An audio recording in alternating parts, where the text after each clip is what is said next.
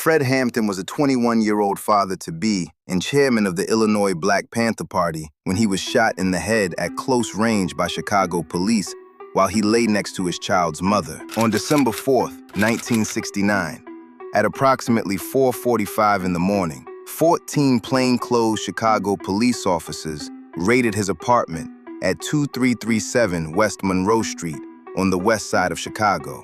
They fired between 90 and 99 shots. The Panthers fired 1. 2 people were killed, Hampton and fellow Panther Mark Clark. Hampton was shot in the head as he lay in bed next to his girlfriend, Deborah Johnson, who was 8.5 months pregnant. Hampton never moved, never fired a shot. He had been drugged hours earlier by his own bodyguard, a paid FBI informant who had also handed the Bureau a hand-drawn map of the apartment with Hampton's bedroom specifically marked. This was not a raid that went wrong. This was not an overreaction to a perceived threat. Every piece of documented evidence points to the same conclusion. Fred Hampton was targeted, set up, and killed in his sleep as part of a federal program designed to destroy the Black Panther Party. What follows is the footage. The press conferences, the survivors, the investigators who walked through that apartment while the evidence was still on the walls, and the documents that took over a decade to surface. You can jail a revolutionary, but you can't jail a revolution.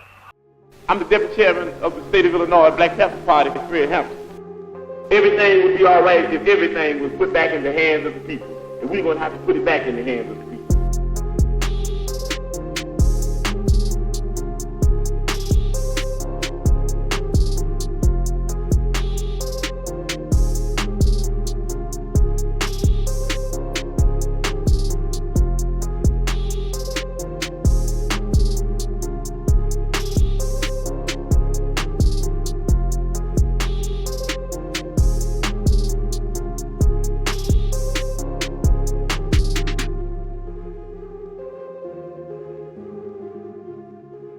I don't believe I'm gonna die in a car wreck.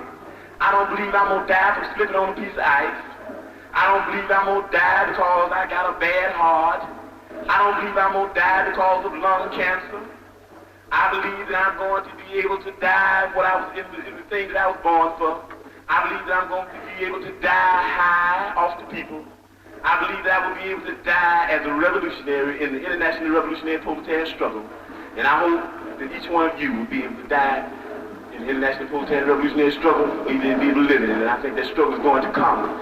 Why don't you live for the people? Why don't you struggle for the people? Why don't you die for the people? On the morning of December 4th, 1969, Cook County State's Attorney Edward Hanrahan stood in front of cameras and told the city of Chicago that his officers had been ambushed, that they knocked on the door, announced themselves, and were immediately fired upon by members of the Black Panther Party.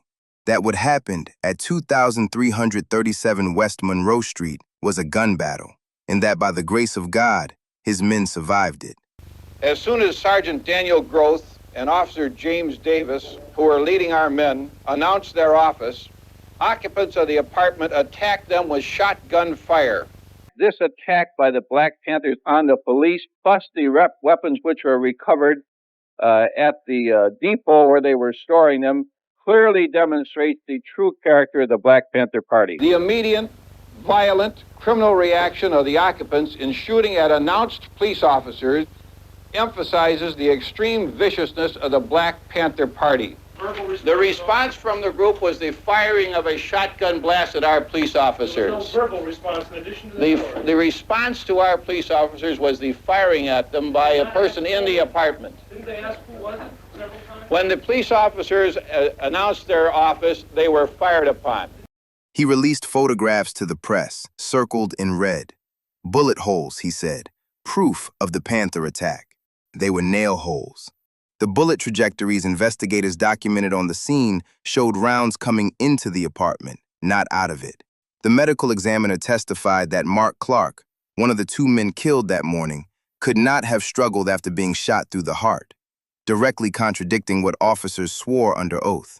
And a bullet recovered from Fred Hampton's body was traced back to the weapon of an officer who testified he was never in that bedroom. The entire account Hanrahan put forward fell apart under the weight of the physical evidence.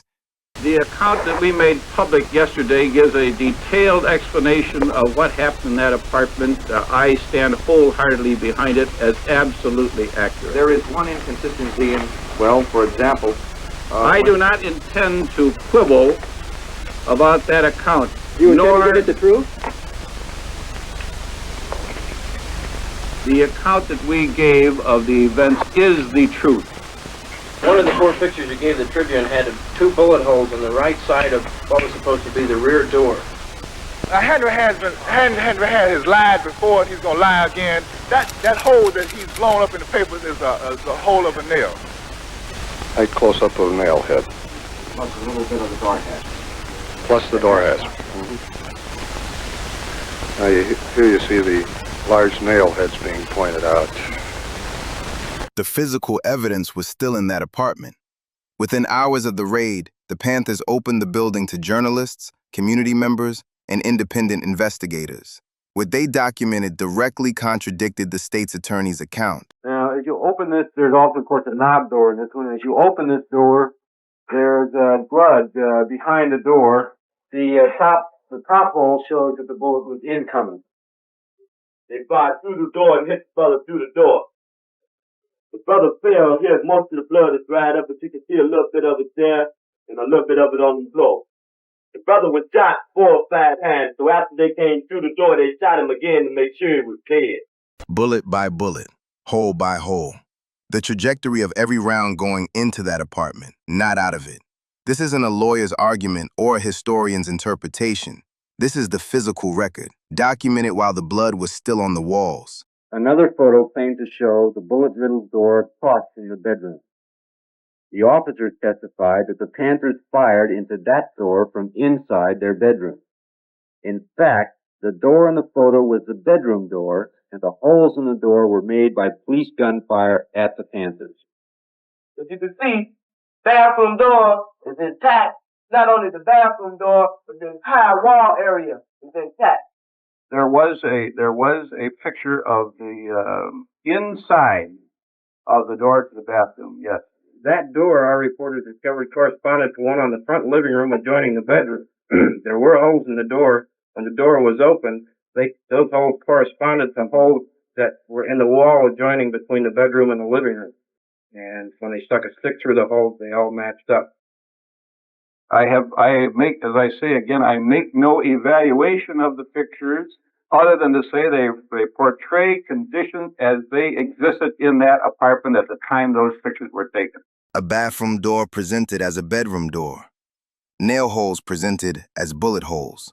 The entire evidentiary case Hanrahan built for the press was fabricated, and it collapsed the moment anyone looked closely at it. I stepped over, and I put the machine gun still on single fire, and I started from the left side of the wall, coming across, watching where the rounds were hitting, and I went over the girl's head, down on the other side of her, and continued fire across this wall. One strange thing about this wall is this: state attorney and stop a rating thing say that they fired numerous slugs going up and downward motion, attempting to avoid hitting the people in the apartment here. You notice that all these slugs are on a straight line. Also notice that all were fired at a low level, at about bed level. Forensic analysis confirmed that between 90 and 99 bullets were fired in that apartment. All but one came from police weapons. The single possible Panther shot is believed to have been a reflexive discharge from Mark Clark's gun as he was shot through the heart at the front door. Mr. Montgomery, Dr. Constantino testified today that Mark Clark could not have struggled after receiving that shot through the heart. Now, in your mind, does this contradict the testimony of Officer Davis, who described a struggle? Yes, it seems to me that was a very startling thing. We also learned that the bullet, which was in fact recovered from Mr. Hampton's body, was a bullet fired out of a carbine by Officer Davis. So that indicates also that Officer Davis may well have walked into that back bedroom contrary to his testimony and fired a shot into the body of Fred Hampton at one point in time or other. A firearms expert testified that a bullet recovered from Fred Hampton's body matched a .30 caliber carbine slug, which was the same type of weapon fired by Officer Davis during the raid. That places Davis in that bedroom. That means his testimony was false. No charges followed, no consequences, nothing. 7 people survived the raid. They were arrested at the scene on attempted murder charges, charges that were eventually dropped. Their accounts of what happened inside that apartment were consistent and specific. This is where our chairman had his brains blown out, and he lay in his bed, sleeping at 4:30 in the morning. Someone came into the room, started shaking the chairman. Said, Chairman, wake up, pigs are back. And I saw bullets coming from, it looked like, the front of the apartment, from the kitchen area. They were pigs to shoot. And about this time, jumped on top of the chairman. He looked up. Looked like all the pigs burst at the entranceway to the bedroom area, back bedroom area. Matches was just going. You could feel the bullets going into it. I just knew he was dead, everybody in there. When he looked up, he didn't say a word, and he didn't move, except for moving his head up. He laid his head back down to the side like that. He never said a word, he never got up off the bed. A person who was in the room, they kept calling out, stop shooting, stop shooting. We have a pregnant woman or a pregnant sister in here. At the time, I was 8.5 to 9 months pregnant. My baby was delivered in 2 weeks. Pigs kept on shooting. So I kept on hollering out. Finally, they stopped. They pushed me and the other brother by the kitchen door and told us to face the wall. Heard a pig say, he's barely alive, he'll barely make it. I assume they were talking about Chairman Fred. So then, they started shooting the pigs, they started shooting again. I heard the sister scream. They stopped shooting. Pig said, he's good and dead now. While the coroner's pathologist testified that 2 tests found no evidence of barbiturates in Hampton's system, an independent autopsy found a high concentration of secobarbital, a barbiturate sedative, in Hampton's blood, nearly 3 times the amount needed to cause sleep, suggesting he was drugged by the FBI informant William O'Neill before his death. The high dosage supported claims that Hampton was either too drowsy or unconscious to defend himself during the police raid, strengthening arguments that his killing was a premeditated assassination rather than a gunfight. The same night Fred Hampton was killed, Bobby Rush's apartment was broken into, but he wasn't home. Rush was the Minister of Defense for the Illinois Black Panther Party, one of Hampton's closest colleagues and one of the most prominent Panther leaders in Chicago. Rush later said publicly that if he had been home, he believes he would have been murdered also. Do you think if you had been in your apartment yesterday, you would have been shot by police? Yes, I would have been murdered. I still think there's a great possibility of people trying to murder me. All the moves in the past, the initiative has been on the part of the police. They've murdered Fred Hampton. They're out to murder me. It's like they'll murder anybody that's black in the country. Public pressure forced the federal grand jury investigation. Nearly 100 witnesses, over 130 exhibits, the physical evidence, the officer testimony, all of it reviewed. Here is what the grand jury's own report concluded. The great variance between the physical evidence and the testimony of the officers raises the question as to whether the officers are falsifying their accounts. Federal grand jury comes to its conclusions. Unquestionably, the raid was not professionally planned or properly executed, and the result of the raid was 2 deaths, 4 injuries, and 7 improper criminal charges. In spite of those conclusions, the report then goes on to say, the physical evidence and the discrepancies in the officers' accounts are insufficient to establish probable cause to charge the officers with a willful violation of the occupant's civil rights.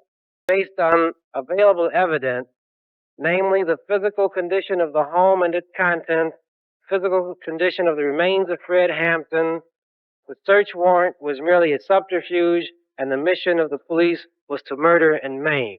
This blatant act of legitimatized murder strips all credibility from law enforcement. In the context of other acts against militant blacks in recent months, it suggests an official policy of systematic repression. The pious statements of State's Attorney Hanrahan concerning the brave response of the police against the vicious Panther attack, and his allusion to the grace of God concerning the sparing of the policemen, only makes the situation more macabre and terrifying. 2 people dead, 7 improper charges filed against the survivors, officers who may have lied, and the conclusion? Not enough to charge anyone. That wasn't a failure of the system. That was the system working exactly as designed.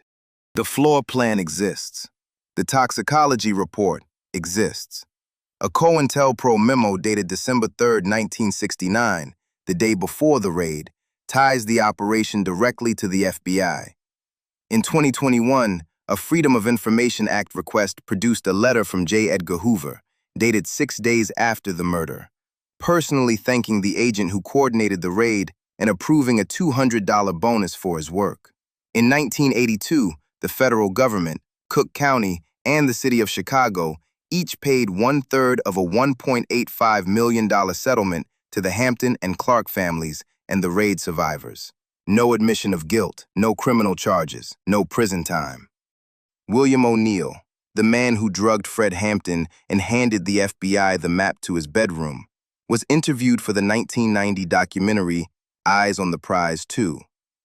The same night that interview aired, he ran onto the Eisenhower Expressway in Chicago and was struck by a car. The medical examiner ruled it a suicide. He was 40 years old. COINTELPRO operated across the entire country, infiltrating black organizations, manufacturing criminal charges, planting informants, and instigating violence between groups that might otherwise have been allies. Between 1968 and 1971, more than 20 Black Panthers were killed by law enforcement. Over 1,000 were arrested. The free breakfast program that was feeding children across the country was systematically undermined. Health clinics shut down. Community organizations collapsed from the inside out. Hoover's program didn't just kill Fred Hampton. It dismantled an entire infrastructure that had been built to serve black communities that the government had no interest in serving itself. The effects didn't stop in 1971 when COINTELPRO was officially disbanded. The distrust it seeded inside black organizations, the leaders it removed, the movements it fractured, those consequences didn't disappear with a program name. They shaped what was possible for decades after. So we always say the Black Panther Party that they can do anything they want to us. We might not be back. I might be in jail. I might be anywhere. But when I leave, you can remember I said with the last words on my lips that I am a revolutionary.